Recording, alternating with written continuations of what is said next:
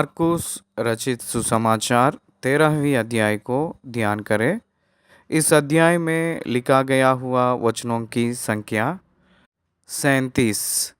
ये 37 वचनों में यीशु मसीह की क्रूस के बारे में, क्रूस की सप्ताह, होली वीक, पवित्र सप्ताह कहकर बोला जाता है।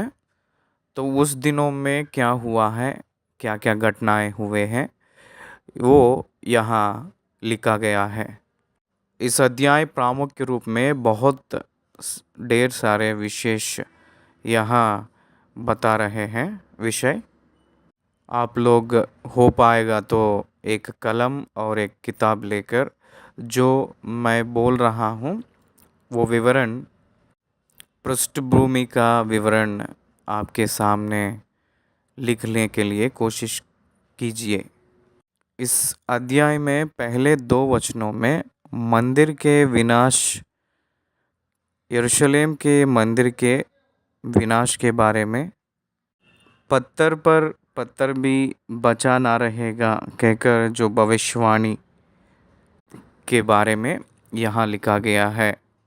मत्ती रचित सुसमाचार 24वीं अध्याय पहली वचन में हम लोगों को इस दुनिया की अंत की बातों में बताते हैं और मत्ती 23 अध्याय का 37 वचन हम लोगों को यरूशलेम के बारे में भविष्य प्रेडिक्शन कहा गया है।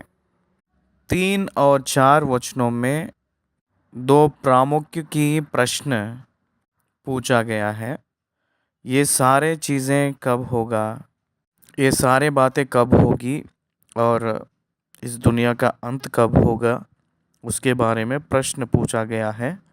मत्ती रचित सुसमाचार 24 अध्याय 3 वचन में, लूका 21वीं अध्याय 7वीं वचन से हम लोगों को ये विषय दिखता है।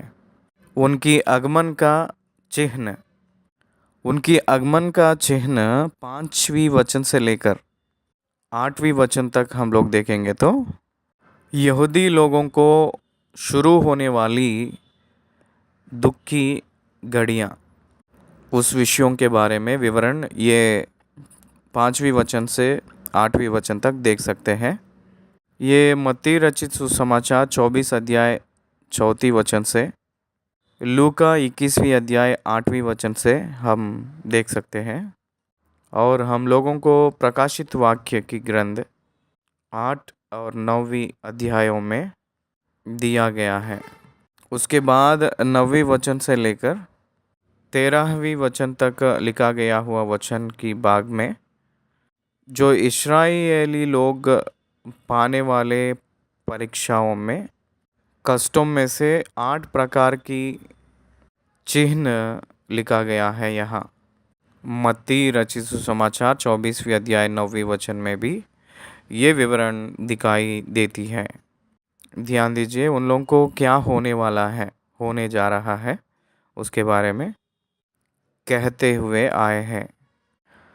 तुम अपने विषय में चौकस रहो क्योंकि लोग तुम्हें महासभाओं में सौंपेंगे और अपने खुद के परिवार वाले, भाई को भाई, पिता को पुत्र, घात के लिए सौंपेंगे। मेरे नाम के कारण आपको द्वेष करेंगे। अंत तक धीरज धरे रहेगा, उसी का उद्धार होगा कहकर बतलाते हुए आए हैं। उसके बाद 14 वचन देखेंगे तो दानियल के पुस्तक में लिखा गया हुआ वचन 9वीं अध्याय 27 वचन जैसे लिखा है, वहाँ उजाड़ने वाला घृणित वस्तुएं दिखाई देंगी कहकर जैसे उसमें लिखा है। ये भविष्यवाणी यहाँ कहा गया है। और ये मत्ती रचित सुसमाचार 24वीं अध्याय 15वीं वचन में और दानियल के पुस्तक 9वीं अध्याय 27 वचन में कहा गया है।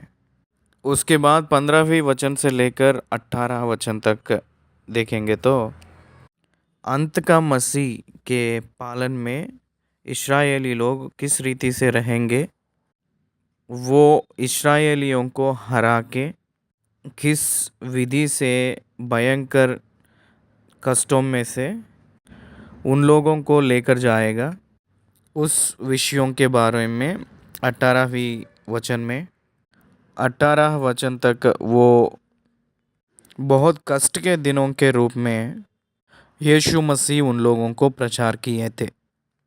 उसके बाद ये 7 सालों की कष्ट के काल 2 भाग होती है।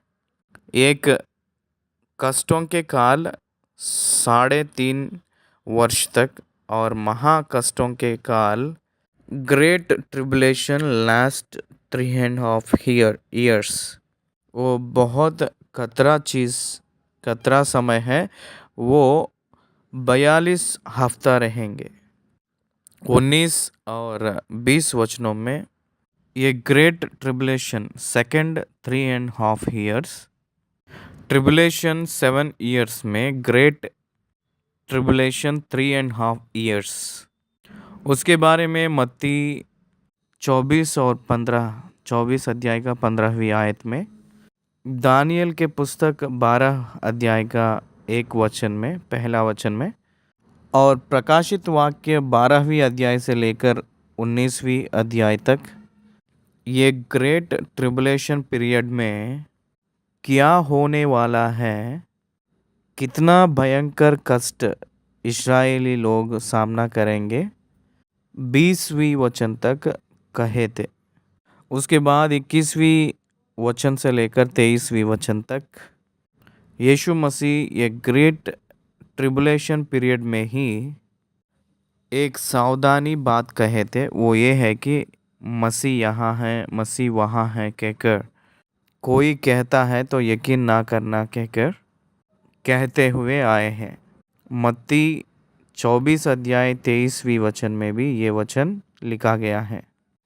24वीं वचन से लेकर 27 वचन तक यीशु मसीह का पुनरागमन वो समय किसी को भी नहीं पता है कहकर यीशु मसीह बताते हुए आए हैं।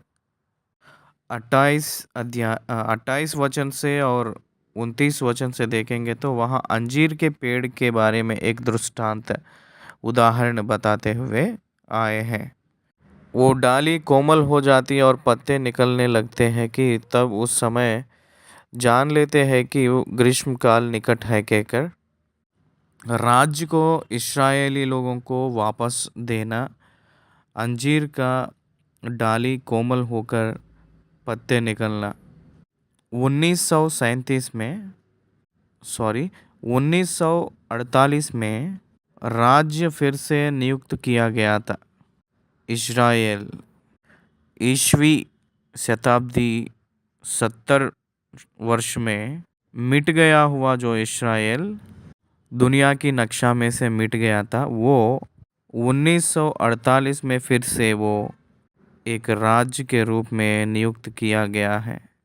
इसलिए उस जनरेशन में जो रहते हैं तो यीशु मसीह के पुनरागमन को देखते हैं, फिर वो दोबारा आने वाले का देखते हैं कहकर विश्वास करते हैं हम लोग।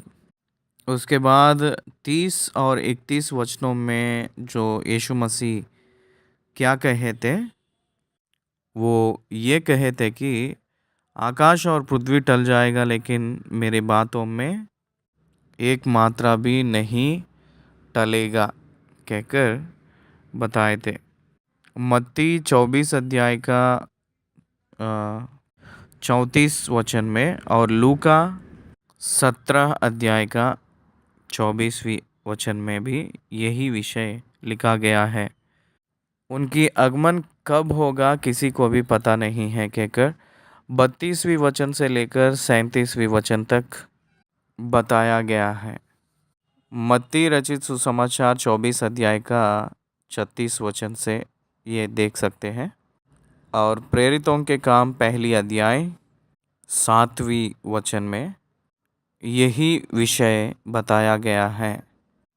आइए हम लोग 13वीं अध्याय पहली वचन से एक के बाद एक ध्यान कर लेंगे। पहली वचन, जब वह मंदिर से निकल रहा था।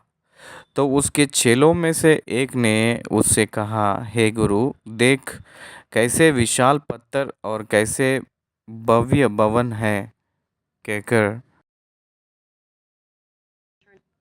ये बहुत महत्वपूर्ण मंदिर है। सुलेमान जो दाऊद की पुत्र था राजा के समय, तो वो जो निर्माण किया था ये जो मंदिर, ये ईसवी पूर्व 586 वर्ष में इस्राएलियों ने बेबीलोन जाने की समय में जाते समय इस्राएलियों ने बेबीलोन एक नौकर के रूप में गुलामी बनकर जब जा रहे थे, उसी समय ये सुलेमान का मंदिर गिराया गया है।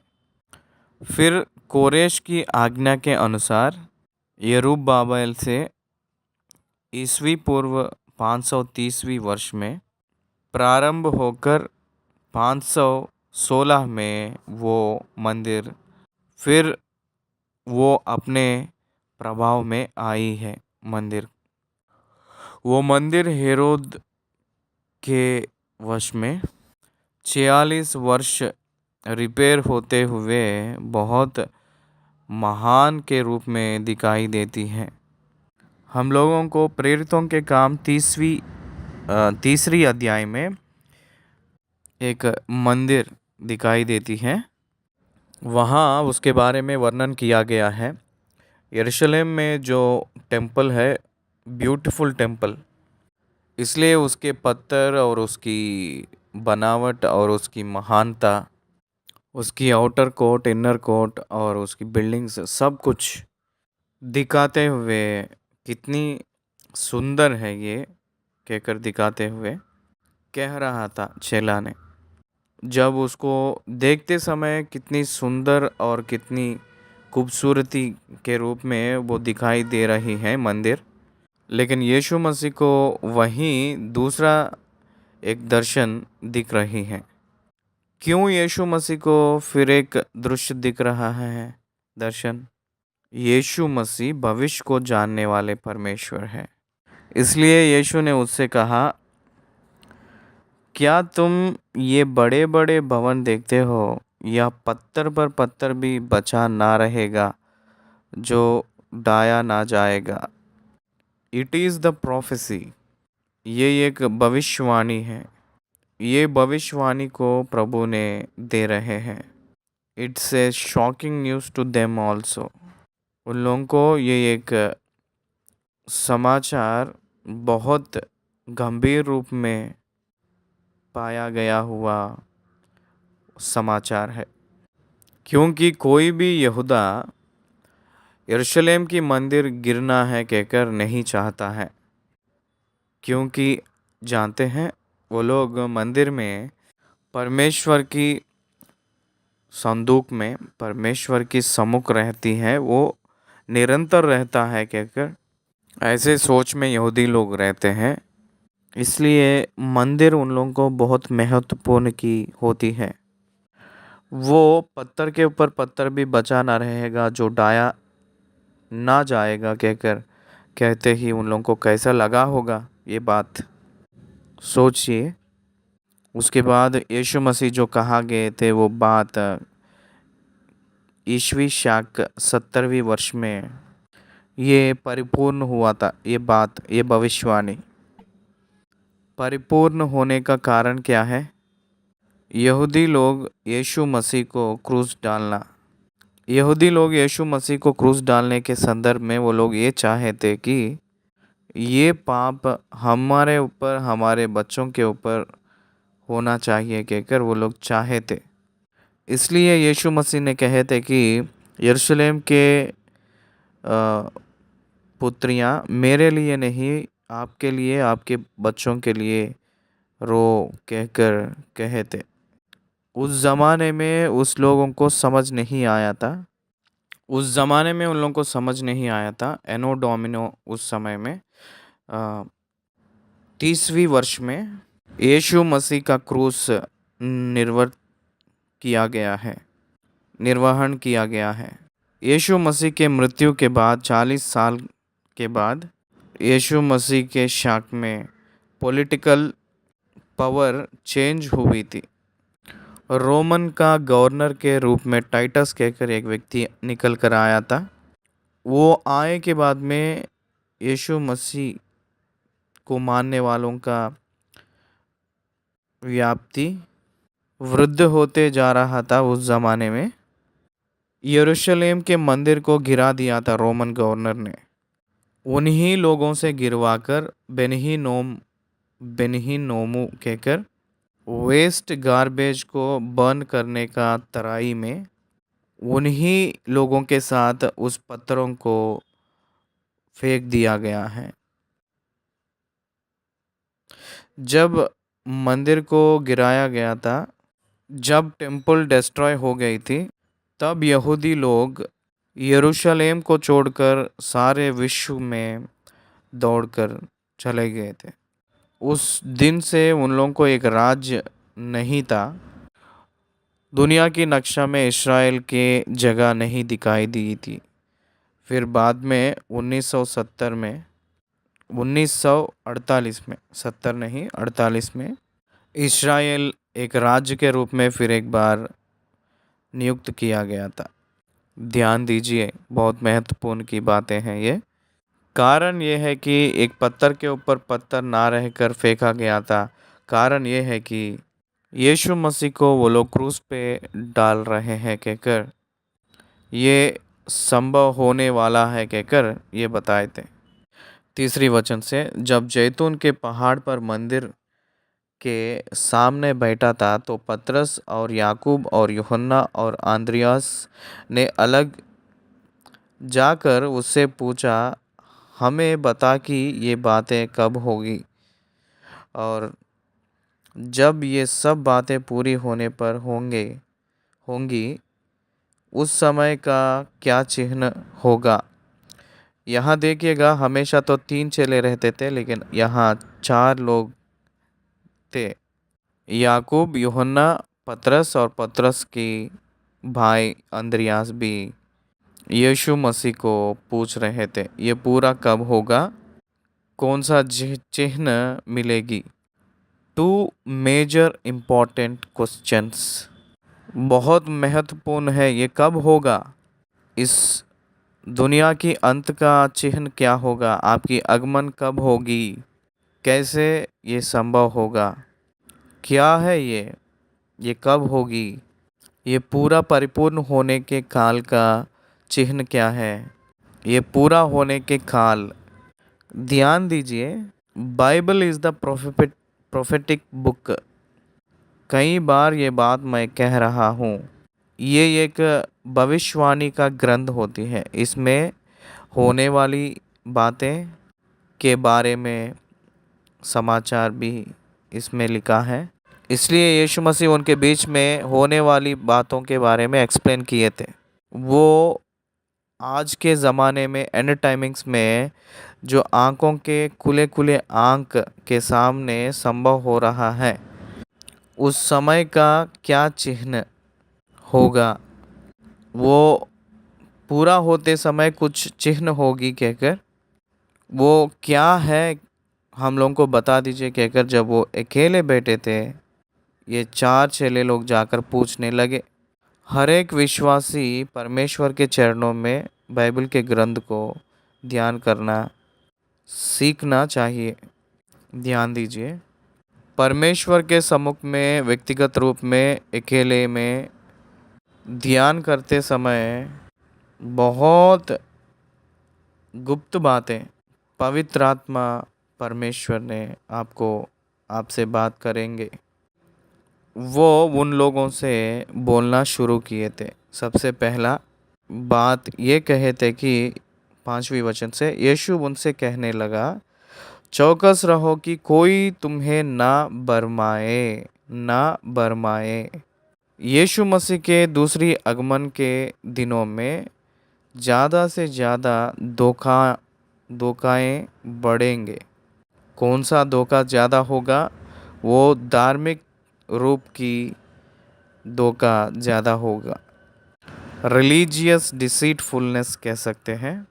Will happen, religious deceitfulness will happen, होगा कहकर कहे थे। आजकल दुनिया में देखिएगा, यीशु मसीह के खिलाफ प्रचार हो रही है। वो यीशु मसीह पहले ही बता चुके हैं ये बात। यीशु मसीह पहले ही बताए थे। क्या कहे थे वो? चौकस रहो कि कोई तुम्हें ना बरमाए। चौकस रहो कि कोई तुम्हें ना बरमाए कहकर अपने आप को चेक कर लेना चाहिए, अपने आप को चौकस रखना चाहिए। इसका मतलब दो का मतलब कब पता चलेगा? ओरिजिनल तब पता चलती है तो ऑटोमेटिकली डुप्लीकेट क्या है पता चल जाएगा। अगर ओरिजिनल हमको पता चला तो डुप्लीकेट ऑटोमेटिक पता चल जाएगी। इसलिए one must know the original scripture and it's duplicating application. बहुत सावधानी से इसको समझना चाहिए। पवित्र बाइबल ग्रंथ को, उसकी बातों को पहचानना बहुत महत्वपूर्ण होती है। इसी बाइबल के हिसाब में से, बाइबल के बातों में से झूठे बातें निकल कर आएगा कहकर वो भी हम समझना चाहिए। इसलिए वो आप लोग भरमाए ना होकर, ना भरमाए जाकर अपने आप को सावधानी के साथ चौकस रखना है। धोखा में हम लोगों को धोखा देंगे। इसका मतलब ये है कि जो नादान लोगों से पैसा लूटना ही कहकर इसलिए लोगों को धोखा देगा, वैसे ही यहूदी लोगों को धोखा देगा। मैं ही मसीहा हूँ, मैं ही क्रिस्त हूँ कहकर कहता है।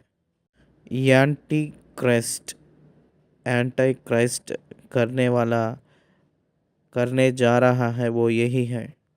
एंटी क्राइस्ट क्या करेगा पता है आपको? यहूदी लोगों को धोखा देने जा रहा है शांति के दूत के रूप में। वो दुनिया को अपने मुट्ठी में लेकर, दुनिया को अपने मुट्ठी में लेकर 7 साल पालन करेगा। प्रेरित पौलुस ने तेसलोनिकियों के पुस्तक में कहते हुए ऐसे कहा था कि धर्म के विरोध की अब भी, आज भी इस दुनिया में काम कर रही है कहकर उसको तंग करने वाले, टांग लड़ाने वाले इस समय हैं। वो ये है कि पवित्र आत्मा परमेश्वर कलीसिया इस पृथ्वी पे है।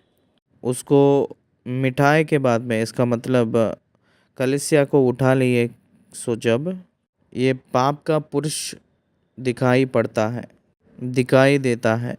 बहुत लोग, अनेक लोग मैं मसीह वाले हूँ कहकर कहते हैं, उद्धार करने वाले हैं कहकर कहते हैं, परमेश्वर हूँ कहकर कह लेते हैं, धोखा देते हैं। सावधान से रहना।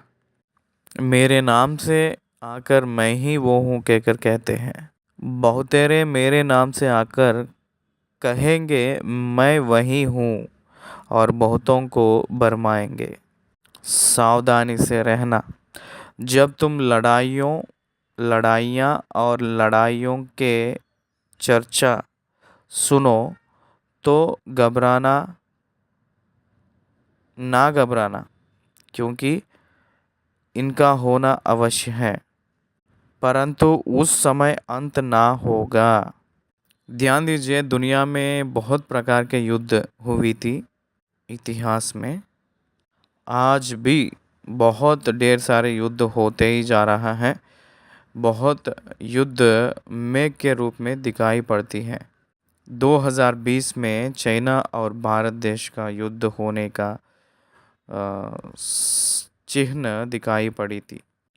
पाकिस्तान और इंडिया के बीच में कभी भी युद्ध आएगा की परिस्थितियों में, पाकिस्तान इंडिया के बीच में जब भी हो पाएगा तो हो सकेगा तो युद्ध आने की परिस्थिति दिखाई पड़ती है।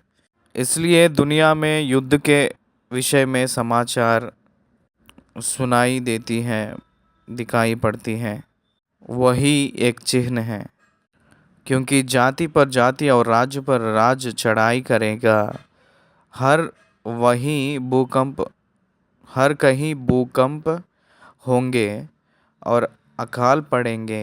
यह तो पीड़ाओं का आरंभ ही होगा। earthquakes आएंगे, ड्रॉट्स, अकाल आएंगे, एक केवल प्रारंभ है।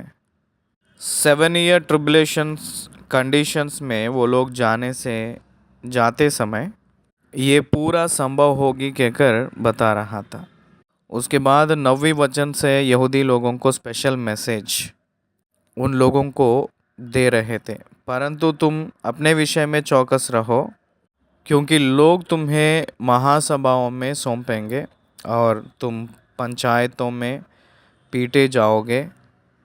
जूइश क्रिश्चियंस, वो लोग जो सामना करने वाले विशेष रूप की कष्टों के बारे में, यहाँ संकटों के बारे में यहाँ लिखा है।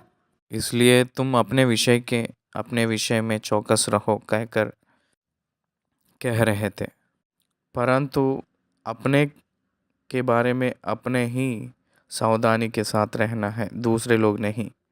उसी को ज्ञान कहते हैं। हम लोग अपने बारे में सुरक्षा रखना चाहिए। हम लोग अपने बारे में वृद्धि के बारे में सोचना है, वृद्धि कर लेना चाहिए। हम लोग अपने आप की भविष्य के बारे में हम लोग तैयारी कर लेना चाहिए। कोई भी परिस्थिति आता है तो उसको हम लोग सावधानी के रूप में संभाल के चलने के लिए तैयार कर लेना चाहिए। We need to get survival for ourselves। हम लोगों को जो ज़रूरत है वो सर्वाइवल हम ही लोग ला लेना चाहिए। पर अवश्य है कि पहले सुसमाचार सब जातियों में प्रचार किया जाए। जब वे तुम्हें ले जाकर सौंपेंगे तो पहले से चिंता ना करना कि हम क्या कहेंगे, पर जो कुछ तुम्हें उसी घड़ी बताया जाए वही कहना, क्योंकि बोलने वाला तुम नहीं हो परंतु पवित्र आत्मा है।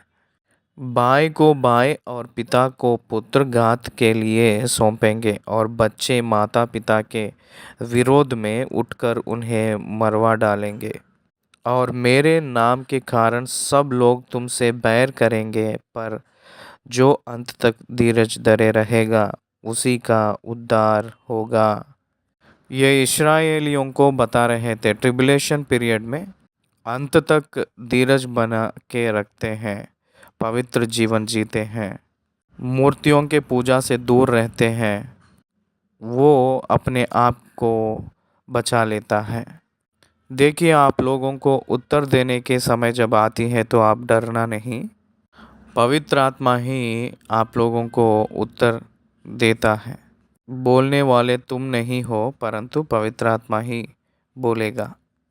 पवित्र आत्मा की मदद से इस दुनिया को सरल रूप में उत्तर देने वाले होंगे कहकर यहाँ लिखा गया है। 14वीं वचन दानियल के पुस्तक में 9वीं अध्याय का 27 वचन जो भविष्यवाणी किया गया है वही वचन यहाँ कहा गया है। क्या लिखा है? अतः जब तुम उस उजाड़ने वाली दृढ़ित वस्तु को जहाँ उचित नहीं वहाँ कड़ी देखो, पढ़ने वाला समझ ले, तब जो यहूदिया में हो वे पहाड़ों पर भाग जाए। उजाड़ने वाली दृढ़ित वस्तु मंदिर में आकर बैठेगी कहकर इसका मतलब एंटी क्राइस्ट मुझे पूजन करो, उपासना करो कहकर बोलने का विषय है। इसका मतलब the second half of the tribulation, 7 साल जो कष्ट के सालों में से 3.5 वर्ष के दूसरी भाग में ये मसीह का विरोध वो मंदिर में अपने आप के बारे में प्रचार कर लेता है। मुझे वर्शिप करना है कहकर वो बलवंत करेगा, प्रेशर करेगा लोगों को। इसलिए परमेश्वर के वचन में क्या कह रहा है? इसलिए अंत के दिनों में बहुत खतरे के घटनाएं दिन आएंगे, सावधान से रहना कहकर कह रहे हैं। भाई को भाई और पिता को पुत्र घात के लिए सौंपेंगे और बच्चे माता पिता के विरोध में उठकर उन्हें मरवा डालेंगे। आज के दिनों में ये सब कुछ हो रहा है। आज आप लोग मीडिया में देखेंगे तो इंटरनेट को ओपन करके कुछ समाचार हम देखेंगे तो माता पिता की हत्या के बारे में और बच्चों को माता पिता लोग हत्या करने के बारे में ऐसे अनेक समाचार हम लोगों को दिख रही हैं। इसलिए परमेश्वर की पुनरागमन के दूसरी आगमन के चिन्ह जो दिखाई देने के लिए बताया गया है वो सब इस ज़माने में पूरा हो रहा है कहकर हम लोग को दिखाई पड़ रही है।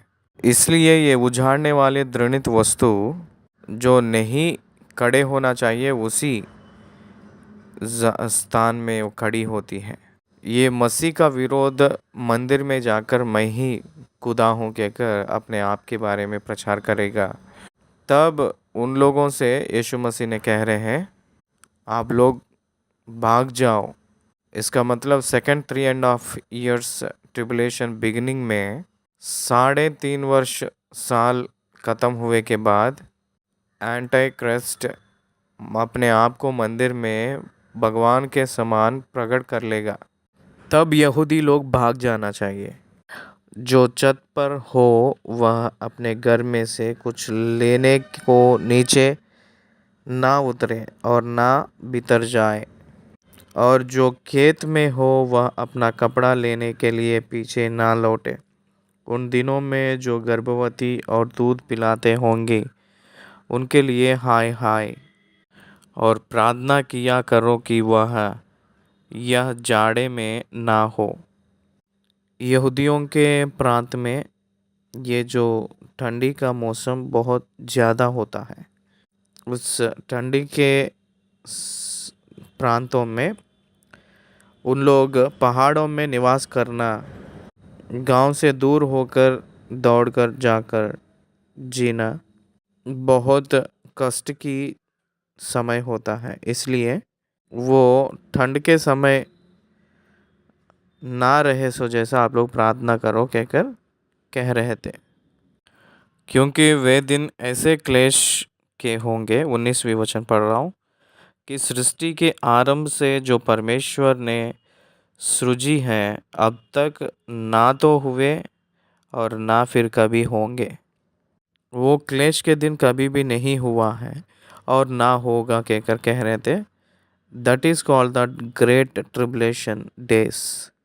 जो लोग 606 दुष्ट आत्मा शैतान यीशु मसीह के विरोध एक हो जाता है, जो कौन 666 का जो चिन्ह नहीं डाल लेते हैं, जो लोग उस चिन्ह को विसर्जन करेंगे उन लोगों को ये मसीह का विरोध उन लोगों को नाश करने के लिए, मारने के लिए यत्न करेगा। 20वीं वचन, यदि प्रभु उन दिनों को ना घटा था तो कोई प्राणी भी ना बचता, परंतु उन चुने हुओं के कारण जिनको उसने चुना है उन दिनों को घटाया।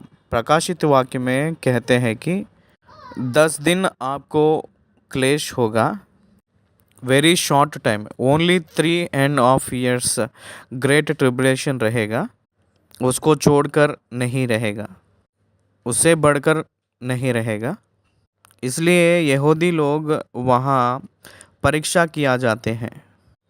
22वीं वचन, क्योंकि झूठे मसीह और झूठे भविष्यवक्ता उठ खड़े होंगे और चिन्ह और अद्भुत काम दिखाएंगे कि यदि हो सके तो चुने हुओं को भी बरमा दे। पर तुम चौकस रहो, देखो मैंने तुम्हें सब बातें पहले ही से बता दिया है। पहले ही ये सब बातों को बता दिए हैं, जो होने वाले बातें पहले से ही बताए थे। कारण क्या है?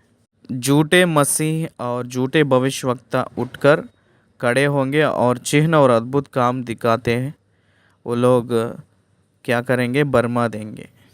जो नियुक्त किया गया है उन लोगों को भी वो लोग बरमाने के लिए कोशिश करेंगे। विश्वास में से उन लोगों को मिटाने के लिए, गिराने के लिए शैतान के पीछे होने वाले यत्न करेंगे। इसलिए पहले ही बता रहे हैं ये सब बातें यीशु मसीह ने। Be careful about this great programming.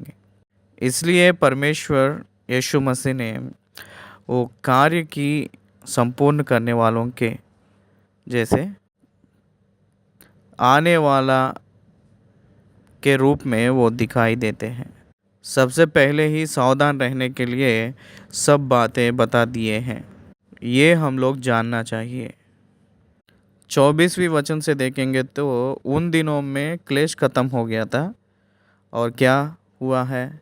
उन दिनों में उस क्लेश के बाद सूरज अंधेरा हो जाएगा और चांद प्रकाश ना देगा और आकाश से तारागण गिरने लगेंगे और आकाश की शक्तियाँ हिलाई जाएंगी। तब लोग मनुष्य के पुत्र को बड़ी सामर्थ और महिमा के साथ बादलों में आते देखेंगे। हम लोगों को प्रेरितों के काम पहली अध्याय में उन लोग मुझे देखकर छाती पीटेंगे कहकर लिखा है।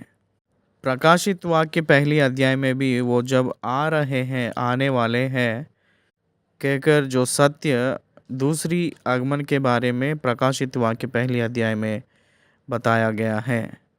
उस दिनों में क्लेश के बाद सूरज अंधेरा हो जाएगा, चांद प्रकाश ना देगा, आकाश से तारागण गिरेंगे, आकाश की शक्तियाँ हिलाया जाएगा, मनुष्य के पुत्र बड़ी सामर्थ से आएंगे और सारे लोग उनको देखेंगे।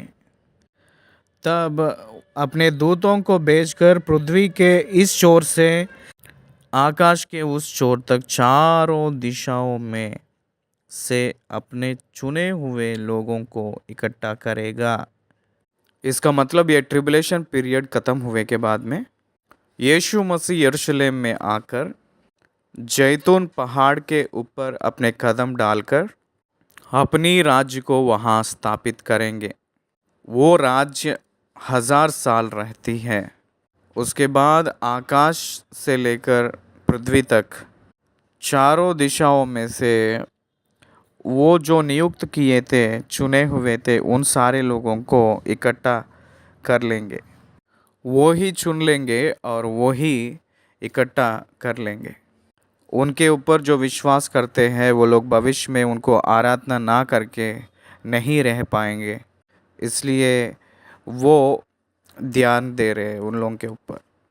28वीं वचन में देखेंगे, अंजीर के पेड़ को देखे सो जब एक दृष्टांत आप सीख लो, वो ये है कि वो समय को दर्शाती है जब उसकी डाली कोमल हो जाती और पत्ते निकलने लगते हैं तो तुम जान लेते हो कि ग्रीष्मकाल निकट है। इसी प्रकार जब तुम इन बातों को होते देखो तो जान लो कि वह निकट है, वरन द्वार ही पर है। ये एक दृष्टांत है। अंजीर का पेड़ ग्रीष्म काल में वो क्या करती है? पत्ते को, नया नया पत्ते उसके ऊपर उगती हैं, फल देती हैं। तो इसलिए अंजीर के पेड़ को तोलते हुए इस्राएलियों के बारे में बोल रहे हैं। ये जब तक होगा नहीं तब तक ये जो ख़त्म नहीं होगा इस दुनिया कहकर कह रहे हैं। मैं तुमसे सच कहता हूँ कि ये सब बातें ना हो लेंगी तब तक ये लोग जाते ना रहेंगे। आकाश और पृथ्वी टल जाएंगे परंतु मेरी बातें कभी ना टलेंगी। वह द्वार के निकट में ही है कहकर पता चलने के लिए अंजीर के पेड़ का दृष्टांत हम लोगों को काम आती है। इसका मतलब इस्राएली लोग फिर से राज्य के रूप में इकट्ठा होना ही अंजीर का पेड़ फिर से पत्ते निकलना और फलना दर्शा रही है। इसलिए 7 साल की आकाश के बीच में वो शादी का महोत्सव आकाश के बीच में मनाने वाले परमेश्वर बहुत समूह से वो यरूशलेम में आकर राज्य को स्थापना करेंगे। इसलिए कहते कि मेरे बातें स्थिरत्व बातें हैं, उसमें एक मात्रा भी टलेगी नहीं। वो आज्ञाएं हैं। आकाश और पृथ्वी टल जाएगी लेकिन मेरे बातें कभी ना टलेगा। उनकी वचन निरंतर स्थिर ही रहेगा कहकर कहे हैं। उसके बाद 32वीं वचन, उस दिन या उस घड़ी के विषय में कोई नहीं जानता, ना स्वर्ग के दूत और ना पुत्र, परंतु केवल पिता। देखो, जागते रहो और प्रार्थना करते रहो, क्योंकि तुम नहीं जानते कि वह समय कब आएगा। यहाँ कुछ महत्वपूर्ण बातें कह रहे हैं कि देखो, जागते रहो और प्रार्थना करते रहो, क्योंकि वो दिन कब आएगा किसी को भी नहीं पता, कह रहे हैं।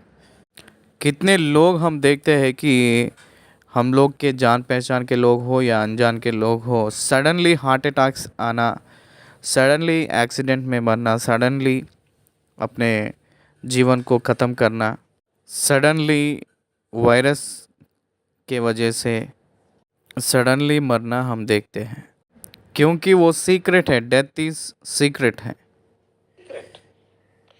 His second coming is secret and also the death is secret. इसलिए परमेश्वर ने बता रहे हैं कि जागते रहो और प्रार्थना करते रहो।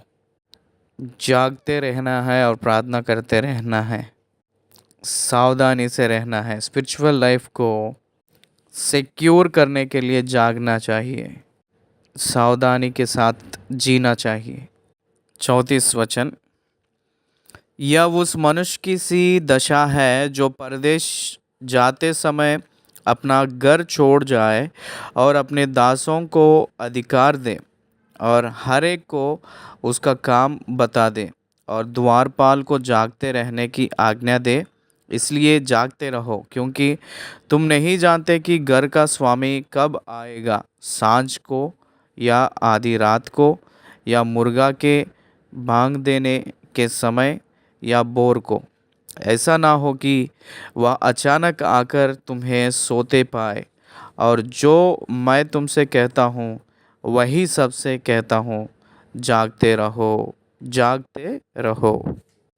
यहूदी लोग जागते रहना चाहिए, उन लोगों को आज्ञा दिया जा रहा है कि जागने के लिए, लेकिन वो लोग तैयारी के साथ नहीं हैं। यीशु मसीह आज जो आने के लिए स्वागत कर रहे थे उसमें यहूदी लोग तैयारी के साथ नहीं हैं। मसीह वालों को प्रभु जैसे दुल्हन, जब मैं कहता हूँ आने के लिए तब तैयारी के साथ रहना है कहकर, मसीह वाले भी तैयारी के साथ नहीं हैं। ये बहुत दुख की बात है। इसलिए इस अध्याय में 37 वचनों में हम लोगों को एक बात खास करके बता रहे हैं, जागते रहो, जागते रहो और सावधानी के साथ रहो। मार्कुस रचित सुसमाचार 13वीं अध्याय 34 और 35 और 36 वचन में यीशु मसीह के आगमन के बारे में एक और कलीसिया और दूसरी ओर इस्राएलियों किस रीति से जागते रहना है और किस रीति से तैयारी के साथ सावधानी के साथ रहना है बताया गया है। यह उस मनुष्य की सी दशा है जो परदेश जाते समय अपना घर छोड़ जाए और अपने दासों को अधिकार दे और हर एक को उसका काम बता दे और द्वारपाल को जागते रहने की आज्ञा दे।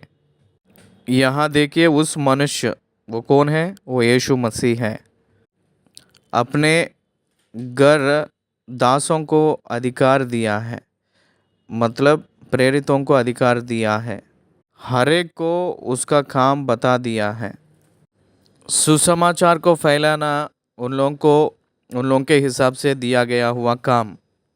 अलग अलग जगहों में अलग अलग लोगों को भेजा था। वहाँ से लेकर कलीसिया वृद्धि होते हुए आया है, परंतु वो ये बात कहे थे कि जागते रहो। अधिकार को दिया है और काम भी दिया है। अधिकार दिया है और काम भी दिया था। काम करने के लिए अधिकार दिया है, काम को सौंपने का जिम्मेदारी दास लोगों का है। वो मालिक देश को छोड़कर गया, पिता की दाहिनी ओर विराजमान होने के लिए गए हैं। वो फिर से वापस आएंगे, परंतु वो कब आएगा वो यही प्रश्न है। वो कब आएगा किसी को भी पता नहीं है, क्योंकि नहीं जानते कि घर का स्वामी कब आएगा। सांझ को आएगा या आधी रात को आएगा या मुर्गा के बांग देने के समय आएगा या भोर को आएगा, किसी को नहीं पता। अचानक आएगा और उस समय आप लोग सोते पाएंगे, वो देखेगा। इसलिए आप लोग जागते रहो। आप सोते समय वो आएंगे है शायद, इसलिए जागते रहो। हम लोगों को दूल्हा के बारे में लिखा गया हुआ दृष्टांत, बुद्धि की कन्या लोग और निर्बुद्धि की कन्या लोगों के बारे में जो लिखा गया हुआ दृष्टांत, इस्राएलियों के बारे में भी वही कहे थे। दूल्हा आएगा, तैयार हो जाओ। तेल को अपने मशकों में रहकर जलते हुए के जैसा तैयार कर लो। वो अचानक से आएंगे, जैसे वो कहे थे वैसे वो आए हैं, लेकिन वो लोग उनको पहचाने नहीं थे। वो चले गए हैं, वो फिर से आने वाले हैं। इसलिए इस्राएलियों कैसे रहने जा रहे हैं उनके आने का पहले, कलीसिया कैसे रहने जा रहा है वो आने से पहले जांच लेना है। कलीसिया परमेश्वर की आगमन कब आएगा पता नहीं है, इसलिए नित्य तैयारी के साथ रहना है। उन लोगों को काम सौंपा गया है, इसलिए उस काम का हिसाब देने वाले के समान रहना है। सोने के जैसा नहीं रहना है, जागते हुए जैसा रहना चाहिए।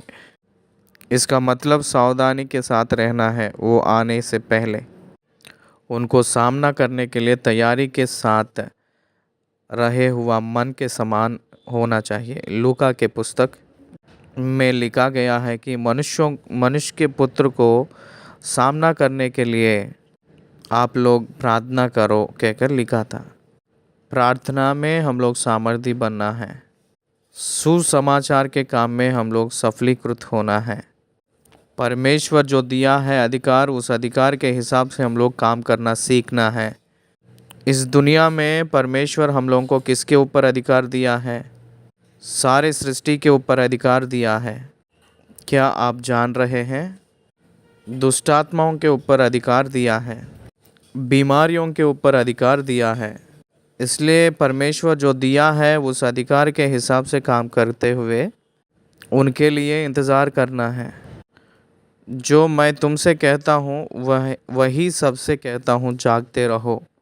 जो मैं तुमसे कह रहा हूँ वो सबको कह रहा हूँ, इस्राएलियों से भी कह रहा हूँ और कलीसिया भी तैयारी के साथ रहना है। कलीसिया तैयार हो रही है। कलीसिया तो तैयार हो रही है। द्वार के पास द्वारपाल है। पवित्र आत्मा परमेश्वर आज कलीसिया के साथ है, इसलिए ही प्रोटेक्ट अस। वो हम लोगों को सुरक्षा रखेगा, रक्षा करेगा और हम लोगों को तैयारी के साथ रहने के लिए वो तैयारी करेगा। हम लोग रॉब ना होने के जैसे देख लेगा और हम लोगों को कोई भी चोरी ना किए सो जैसा देखभाल करेंगे पवित्र आत्मा परमेश्वर ने। इसलिए एक सहायता करने वाला को देकर हमको गए हैं परमेश्वर ने। इसलिए हम लोगों को न्याय के लिए, न्याय के बारे में, सत्य के बारे में हम लोगों को कबूल करवाएगा। दुनिया में से हम लोगों को अलग करके कबूल करवाएगा।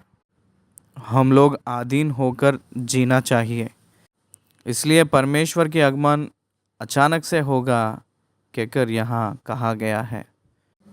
अचानक से आने वाला आगमन, आकाश के बीच में वो अचानक से रहस्य के रूप में आने वाले हैं। कलीसिया उठाया जाएगा, तुरंत मसीह के विरुद्ध ऑक्यूपाई कर देगा, इस्राएलियों को ऑक्यूपाई कर देगा मसीह के विरुद्ध।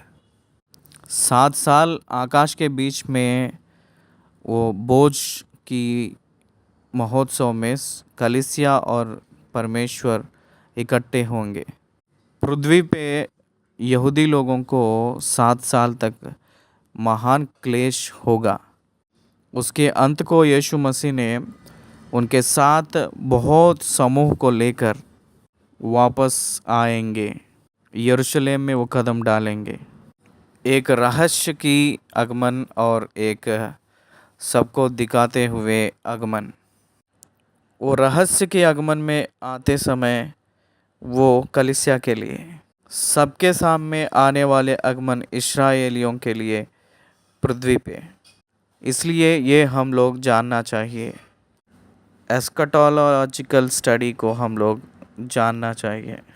सबसे कह रहे हैं कि जागते रहो, हर एक व्यक्ति जागते रहना है। इस्राएली लोग लिखित पूरा हो रहा है कहकर जो बाइक के साथ सावधानी के साथ रहकर यीशु मसीह को ग्रहण करना है। यीशु मसीह को ग्रहण किए हुए इस्राएली लोग कलीसिया के साथ उठाया जाएंगे, क्योंकि कलीसिया में बाग होते हैं। इसलिए सारी दुनिया को सुसमाचार सुनाई दे रहा है। उस सुसमाचार के बाग में इस्राएली लोगों को भी सुसमाचार सुनाई दे रहा है। यीशु मसीह के ज़रिया ही उद्धार, पापों की क्षमा, उसको विश्वास करने वाले कलीसिया में बाग होते हैं। उन लोग आकाश में उठाए जाएंगे।